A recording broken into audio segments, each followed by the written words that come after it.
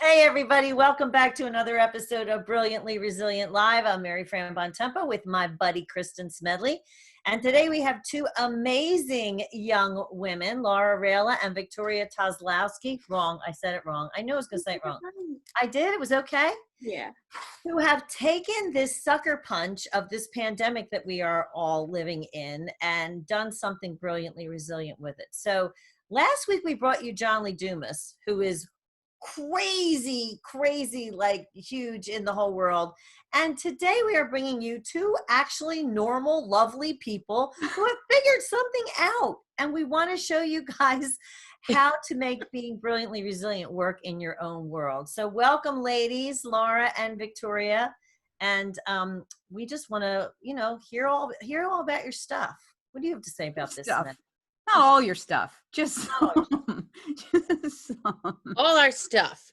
Okay, so we should probably add that Laura's my daughter. I was going to leave that, but I'm looking at the two of us and we look too much alike for people to not make some. Yeah, and you got to let the people in on the fact that we are in double whammy Bontempo land here. I'm a little bit calmer, but buckle up. A little bit. That's why Kristen's taking deep breaths, taking it all in. Two Bontempos in the house. Let's go. Woo! All right. Okay, so this started how? So, the pandemic hit in, was it February? March. So I was a full-time special education teacher in New Jersey for the last 4 years. And Victoria and I worked together at a school 2-3 years ago, Victoria?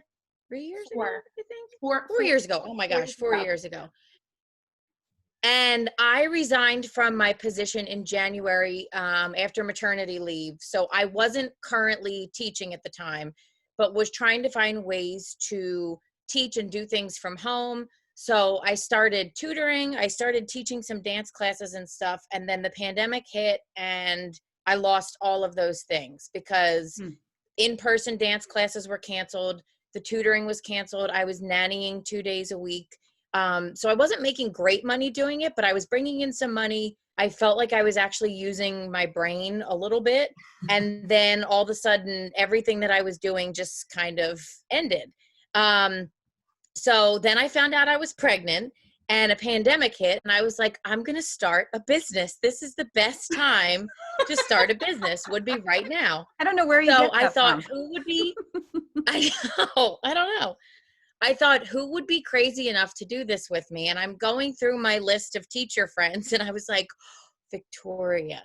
So I came up with this idea to try to find a way to do educational things from the safety of home. One, because I have a young son at home and I was pregnant. And two, with the pandemic, we weren't really sure where things were going as far as school and extracurricular activities and stuff. So I reached out to Victoria with the idea of, similar to my mom, very like, I'm kind of here. This is what I'm thinking. What are your thoughts? And she was like, I'm in. And I was like, oh, really? You crazy girl. What is wrong with you? Don't you know that when we call, you hang up the phone? No, I'm here for this and I'm here for the long ride. So Laura reached out to me. I'm also a special education teacher. I'm still currently teaching. Who really knows what's going to happen in another month? But she came to me with this idea and she threw out a bunch of names, and that's how Virtual Play and Life Skills, or Virtual PALS for short, started. So we've been working really hard since April. I think we really got in and started brainstorming and figuring out this stuff. You can follow us on Facebook and Instagram. And this week we are launching our registration for classes, which is very exciting. So we'll back up a little bit. And the sucker punch is the reset. I mean, that's what we talk about, the reset part where you just go, oh my gosh, like everything that I knew is falling apart. Now what do I do? So, and how do you take your skills as teachers when you're right in front of kids and you can minister to them in that moment? How do you take that and move it someplace else? So you guys decided to just create something. Yeah. So for me, at least, like I said, I wasn't currently teaching, and I missed that interaction with kids. I was getting it a little bit through the dance classes and the nannying and things like that. Um, but the kind of classes that Victoria and I taught in, at least my class is a multiply disabled, self-contained classroom. So it was geared more towards life skills and social skills. So we had academic pieces throughout the day, but we were really trying to get these kids skills that would help them throughout life with functioning in the community, with creating relationships with their peers and adults, acceptable behaviors and things like that. So we started messing around with the ideas of, we are doing this stuff in person, how can we do it from home? So we started a paired Google Drive together and kind of pooled all of our resources that we've bought over the years and things that we've used in our classrooms, and just kind of started with that. We did like a brain dump where we just put everything in one place, and then we were like, what do we do with all this? So for the last couple months, we've been doing Zoom calls and testing out, making our own PowerPoints and doing mock classes with cousins and nieces and nephews, and just trying out things that work and don't work. And it's been hilarious and it's been crazy, but I think that we're actually on to something. I don't know if anybody else does. Gee, just like us, Kay. That's so eerily familiar. Yeah, pretty much. Wait, so I think what happened is you guys are like following our business plan. Yeah, such as it is. The planless business. Yes.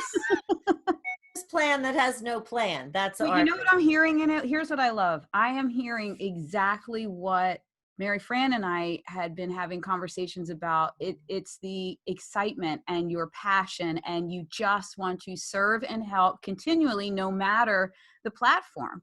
And that's why, and I can also see the excitement on both of your faces. And that's why I know that this is going to go somewhere really far. I just want to unpack it a little bit so people understand. First of all, when you're sitting and talking about the social skills, my heart is leaping because it is so not a part. Me having two blind sons, I had to ram it down the IEP team's throats that it is not, there is nowhere in this country that I'm aware of still actual curriculum that says with specific goals of social stuff and life skills for my boys.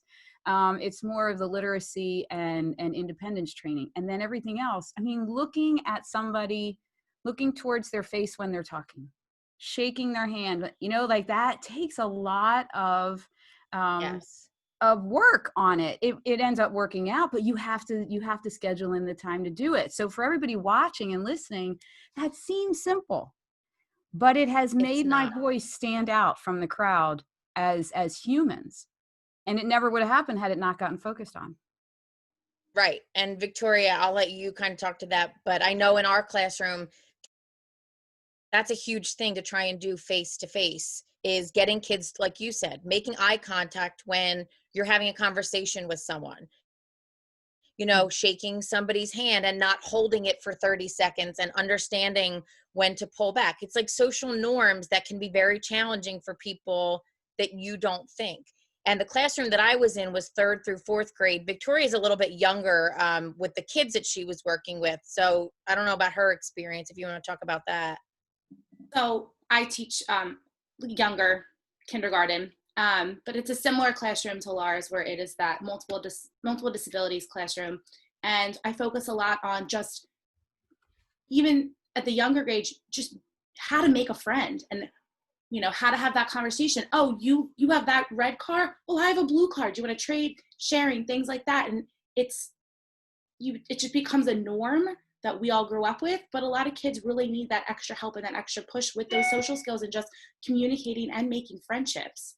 Yeah. And I think, what you're saying, it now more than ever, we have to concentrate on building relationships. And now more than ever, it's harder because of this weird world that we're living in. So the fact that you have created, and let's say the name of it again, virtual play and life skills, virtual pals. So it's play and life skills, but you're teaching these kids these skills that they are not going to have a natural opportunity at this moment in time to develop. And we just really think that it is such an important skill to have, that even that they're not going to be able to use these skills in person, we're going to create this community virtually where they're able to learn and use these skills. Well, even that whole creating a community virtually, that's the part that's breaking my heart for kids of every age, including my college son. His community was gone. All of our kids' communities just were decimated by this. And that was part of me, the struggle that these kids have been going through the past couple of weeks. So just having, like when my middle son is on a group FaceTime call or something, how he lights up and stops driving me crazy for 5 minutes. He's magnificent. But that's one of the biggest pieces, as these communities, these kids aren't in touch with them. So it's just another added bonus to having something like this. Yeah. And we sent out a survey, actually. That was kind of the way that we got feedback from everyone else, because Victoria and I tossed the ideas around, and I ran them by like my mom and my sister-in-law and my sister who have young kids, and everybody's going, yeah, it's a great idea.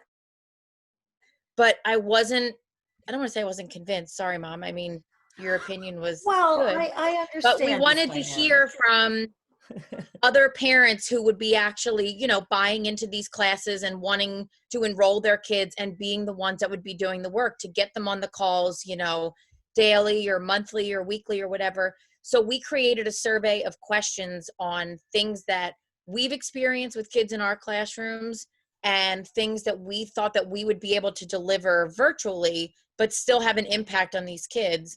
And we just started the Facebook and the Instagram, I would say a few weeks ago, and we've already had 39 survey responses from families in the area, interested in all the different kinds of classes that we've expressed. So some of the classes that we've talked about are like a daily meeting where, Kristen, like you were saying, for older kids, like it's literally getting on and just interacting with other people that aren't your parents or your brothers and sisters, asking questions and just communication skills. So, waiting your turn to talk and looking at the person and sitting quietly and waiting for the next person to talk.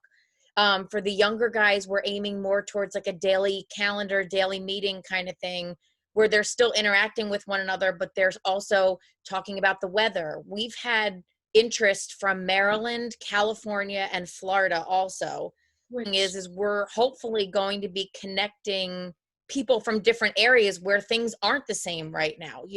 We're in one situation in Pennsylvania and it's totally different in Florida right now. So, the possibilities hopefully are going to be endless with this. So that's huge, because that's let's just talk about Kristen's pet peeves of the world. Okay. Let's just turn it into that. Oh God, this is going to be a 3-hour conversation. All you have to do is, so you guys are helping the next generation of Twitter. Thank you very much. Because on Twitter right now and my Facebook feed, it is all people that only talk to the people that are in their one little tiny experience. And I really think that that's one of the biggest problems in this world. All these little people, yes, I agree with you, and I agree with you, and let's not like anybody else. And they're not having real conversations. Yes, because they don't know people outside of their own experience. And I will tell you, since my kids have met so many different people from the different, having to go out into the blind community, you have to to find other people, go across all kinds of state lines and everything. And I think that's part of why they are the way they are in being accepting and empathetic, because they've heard lots of different points of view. Mm-hmm. Yeah. So you're talking about all the different parts of the country. It's incredible. It's brilliant. Oh, look, it's brilliant. It's brilliant. And the other thing that I think is great, like Victoria being a kindergarten teacher and me having the elementary, I went for a job interview a while back, and I talked about how our school was doing a community-based instruction curriculum, and we were starting with our kindergartners, taking our multiply disabled classes out into the community and teaching them life skills, ordering at a Chick-fil-A and things like that. And we actually developed the curriculum ourselves. And I went for this interview and kind of explained, how we wrote the curriculum and how it was based for kindergarten through 5th grade. And I remember the team of people interviewing were kind of like, we have a program like that, but it doesn't start till middle school.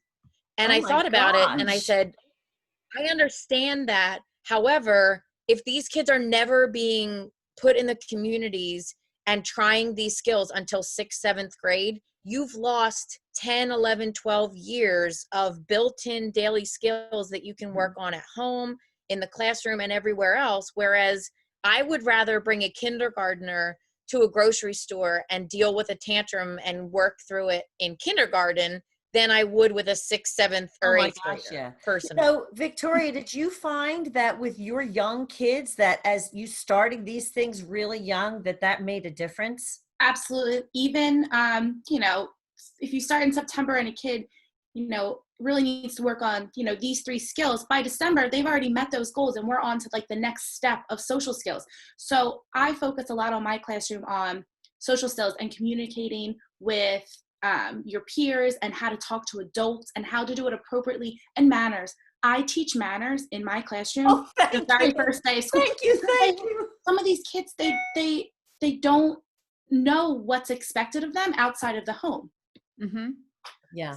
It's just a very interesting thing that people don't think about, all the social skills and just how to, you know, navigate through society. Well, and I think people expect it to come naturally, which it might to a degree in a normal school environment where, you know, a teacher can observe and sort of correct in the moment and all that. But when they're not in that, the fact that you've created this virtual experience, and I have to say, I have seen some of your interactive lessons and all.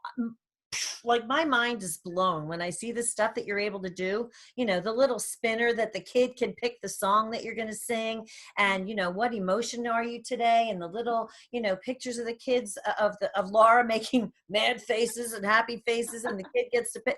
It's amazing the ability that technology presents to you and to these kids to allow them to interact.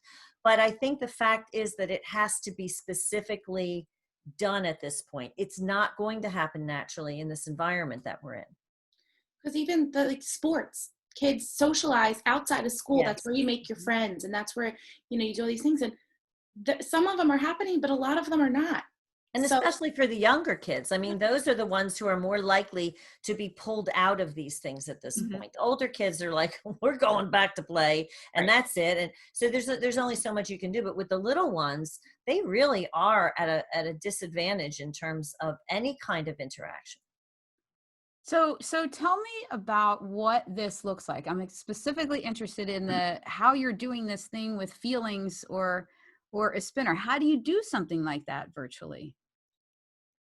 So we, again, created a Google Drive, and there's an awesome website called Teachers Pay Teachers, where, Kristen, I know you at one point were planning on being a teacher, and this is like the mother lode of every creative person that's ever made anything can put it on this website. They can sell it, they can give it away for free. So we use a lot of those products in our classroom, but a lot of them are things that you print out Mhm. and you laminate, and the kids can actually manipulate them. So there's something called the PEX system, which is picture exchange communication system, which in school, the kids, you know, you laminate them and Velcro them and say it's for their schedule for the day. And, you know, you set it up where it's morning meeting, gym class, art class, PE, whatever. And the kids can actually physically remove them from their schedule so they can, you know, see that that's finished. So we were talking and we were like, how the heck are we going to do this through a computer? Yeah. So we have just been finding people on Instagram, tech savvy teachers and things, and we spend a good amount of time sending private messages to people. Hey, I saw you created this. We're a new company. We're trying to learn. And we've gotten amazing feedback from people willing to share with us how to do things. The one thing that my mom was just talking about with the emotions, I figured out how to make GIFs. I don't know how to say I that. don't know. Well, that's Of myself and Victoria. Whatever they are. Iffies, I don't know, memes, whatever they are. See, that we don't know. But so we're We creating know a little bit. slideshows. Yeah. So we've been creating slideshows.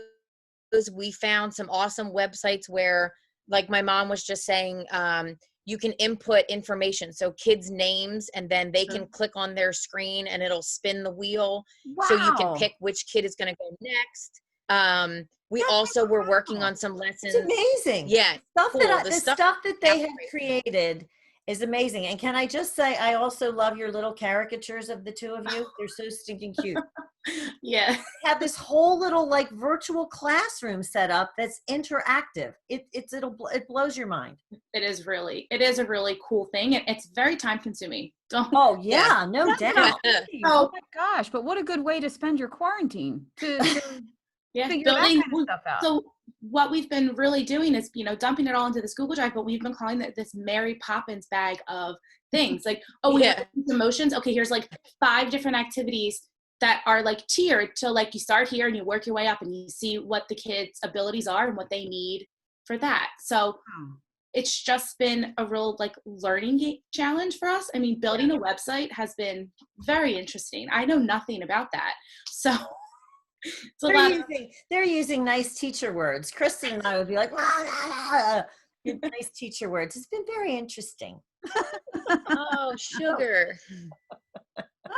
But fantastic.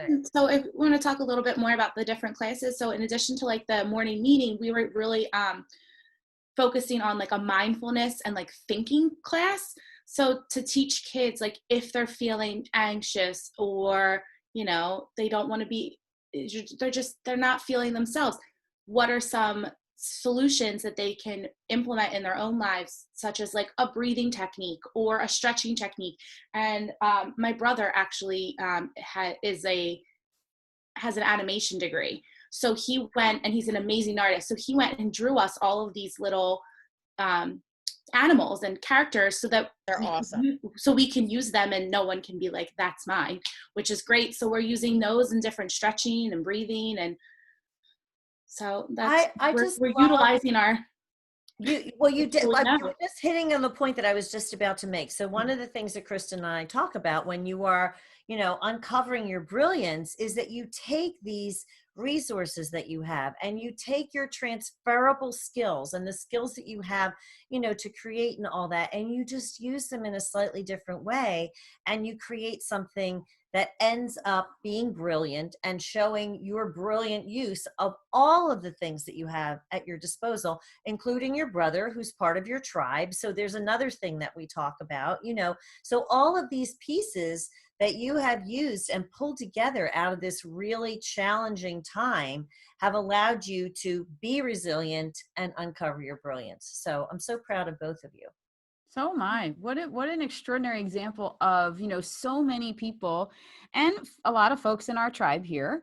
Love you all with my whole heart, but there are still a lot of people saying, well, I can't possibly recover now because my line of work is this. I'm not the kind of person that can, really? No, we've had all kinds of brick and mortar. We've got teachers now, all kinds of things where you just have to take a look at, like we said in the beginning, your goal is to still serve these kids that has been your dream to do. And that's what you plan to do. And you're still figuring it out, no matter this annoying pandemic that's driving me crazy. I'll breathe. I'll be mindful of my emotions right now. I'm going to take a deep breath. Pull the giraffe out. Understand giraffes look up and look down. Oh, okay. We'll have to do that. We have to work that into our routine, Kay. I'll do it when you're that with my neck on the air. I'll wait till I have a turtleneck on. And nobody needs to be looking at this. But I had a thought that it literally just went completely right out of my mind. I'm stunned. I'm stunned that you lost your train of thought. I really am. We do one-on-one sessions. We can help you with that. Well, actually, that is what I wanted to talk about. So first of all, tell people what kinds of sessions you're offering, where they can find you and get information about this. Because, the other thing, Victoria, you had touched on something a few minutes back and I kind of lost it, but I wanted to come back to it. There is something to be said for giving parents that block of time, whether that consistent block of time, especially with little ones who wouldn't be in regular full day school anyway, giving them that consistent block of time every day so they can schedule these classes with you guys. And they're either group classes, they can schedule one-on-one time. So let us know what you are offering and where we can find you. So we're still fine tuning our weekly schedule, but it's going to have 2 or 3 like daily meetings, and then a mindfulness and mindfulness and thinking class. And then we also eventually want to get it like a get up and move. So like a movement class, especially for the younger ones. We are offering, the classes are going to be capped out around like six or 8 kids. We really want to keep them small because, you know, when you get a lot of kids together, they're just going to want to talk to each other and you're just going to lose them. Yeah. So we want to try and keep the classes small, but then we also offer one-to-one sessions with just, Laura and I and a student, and we can, talk to their parents and figure out what kind of skills they want to work on. So that can be tailored to what they need. But then also we are offering like a parent webinar. So Laura and I have worked on this parent webinar that also comes with a bunch of resources. It's like a one-time payment. You get the recording of it. You watch it when you want.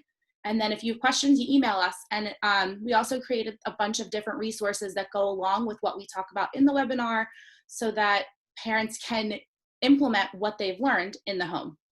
And do it in conjunction with what you guys are doing. So there's more of that consistency, which is what so many of these kids need right now. Yeah, exactly. And I think the big misconception that we're kind of running into with parents is there's so many people doing homeschooling and distance learning, and you go on Pinterest and stuff and you see these moms who are like, and look at my new classroom that I've set up for my children, and it's got like the desk and the this and everything's laminated and everything. And the point that we're trying to make, at least in this first webinar that we did, was it needs to be functional. It, cute and everything is great, but if it doesn't work, it doesn't matter. So like, I can't tell you how many times I've gotten colored ink and I sit up at night and I'm laminating stuff, and the next day the kid hated it and like purposely spilt their milk on it and it's ruined. And I'm like beside myself when I could have just written it on a piece of paper and it would have done the same exact thing and I wouldn't have cared if it got ruined. So we're trying to explain to parents. Go ahead, Victoria. There have been so many times that I've paid in my classroom on Teachers Pay Teachers, these beautiful schedules and all of this stuff. And the kid's like, doesn't like it at all. And I'm like, I just rip out a piece of paper and Sharpies and I handwrite it. And I'm like, you do what you want with it, throw it in the trash at the end of the day. That's what you want to do with it anyway. So we're really trying to be mindful of the fact that these things don't have to be pretty. They can be black and white ink, nothing crazy. And if the kid wants to color on it, they can color on it. Like they can make it their own. Yeah. Love it. Yeah. Well, ladies, you have been amazing. Now, where can people find you? Because they need to get this information. And we want you to also go join our Brilliantly Resilient community and post your stuff all over that, because we got a lot of people there who would be interested in sharing this. So where can we find you and reach you? So right now we have our Facebook page is up and running. It's Virtual Play and Life Skills. And we also are on Instagram under the same name, Virtual Play and Life Skills. Our email address is, wait for it, Virtual Play and Life Skills @gmail.com. Like Victoria said, we are still finalizing and fine tweaking the classes and everything. So we currently have our website down at the moment because we're just trying to get the payments and everything set up properly. But the web address will be virtualplayandlifeskills.com.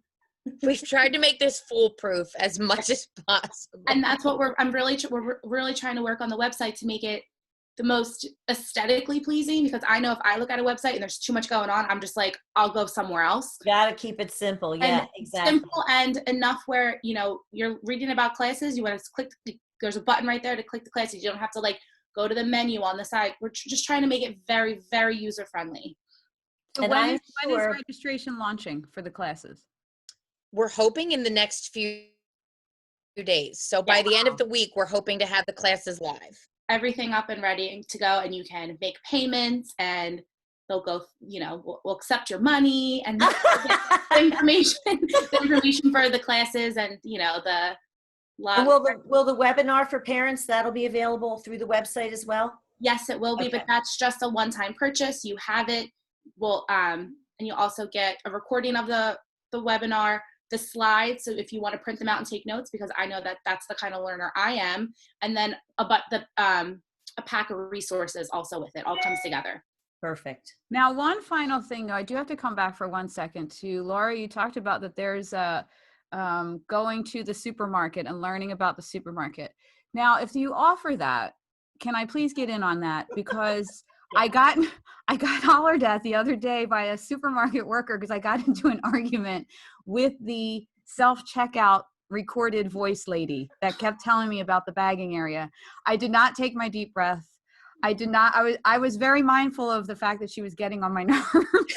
Do you have a resource sheet for Kristen, please? I have to tell you that I've run into that situation before with kids in the grocery store, and I've done the same thing. Like, the monotone voice is so annoying, and she takes your money and spits it out and takes your money and spits it out and then says, please wait for an attendant. And there's no reason for it. She So kept telling I me to can put work my with stuff you in the one on bagging area. It was full. It was full, you guys. And I was trying to tell her that, wait, and then everything fell off. And she goes, please put your stuff back in the bagging area. I'm I like, put it back. oh, that's when there was an intervention. There was an intervention and I can't go back for a while. So I'll attend that seminar. Just pretend that I'm 6. And I'm really That's fine. 49, but it's okay. We will I tailor talk it to to her you. all the time. I talk to her like she's 6. That's the only way we make progress. Anyway, ladies, this has been really delightful. And again, I am so proud of the two of you for being brilliantly resilient and taking, unbeknownst to you, look at this, all of the things that we talk about, you guys did. So thank you for proving our point Yay. and creating something so amazing. Everybody, please take a look at the Brilliantly Resilient, our Facebook community. We will have all the links and info for contacting the virtual play and life skills ladies so that you can get your kiddos some socialization and a little bit of break for the parents. Thank you for joining us. Thank you for having us. Yes, thank you. Thanks It was for coming. great. All right. Everybody, Thank we you. will talk to you all tomorrow. Tomorrow.